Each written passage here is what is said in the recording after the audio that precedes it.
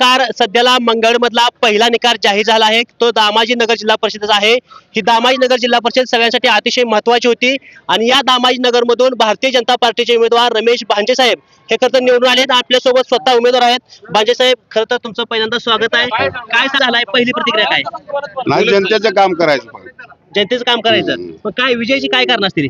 विजय पहिल्यापासून लोकांचा संबंध असल्यामुळं, माणसातला माणूस असल्यामुळं, सर्वसामान्य आमदार साहेबांच्या कामामुळे आम्हाला निवड. बरं, काय विजन काय सांगितलं तुम्ही या मतदारसंघामध्ये?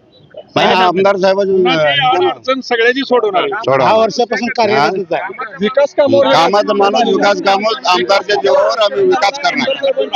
विरोधकांनी तुमच्यावर अनेक आरोप केले होते, वाळूचे आरोप केले होते, ते करता लोकांनी मान्य केलं असं वाटतंय? वाळू आम्ही पहिला ठेका धरून ठरत होतो. असं डुप्लिकेट वाळू आम्ही कधी हाणलं नाही. डुप्लिकेट वाळू कधी हाणलं नाही नियमानं. आता 10 वर्ष वाळू कसला आम्ही नदी बघितलं नाही. तो भारत नाना पालिकेचा बालेकिल्ला समजत होता, राहिला असं वाटतं? भारत नाना असून तर भारत नानाकडे होता. भारत नाना मेल्यावर आम्ही इकडे आमदार.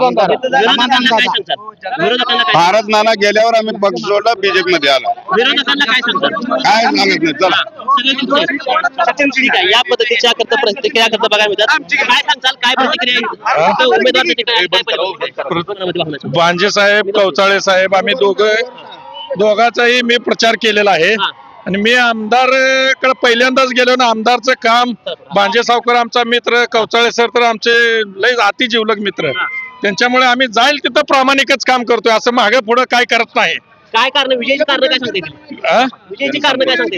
आम्ही काय असं लुंगे पंगेवून करत नाही. विजयाची कारण जनसंपर्क आणि आमचं जे कवचाळे मॅडम जे उमेदवार आहेत, अशी पायाला बिंगरी मारली, कुणाचीही अडचणीला अशी कधी धावून जाणारी मॅडम आहे ती.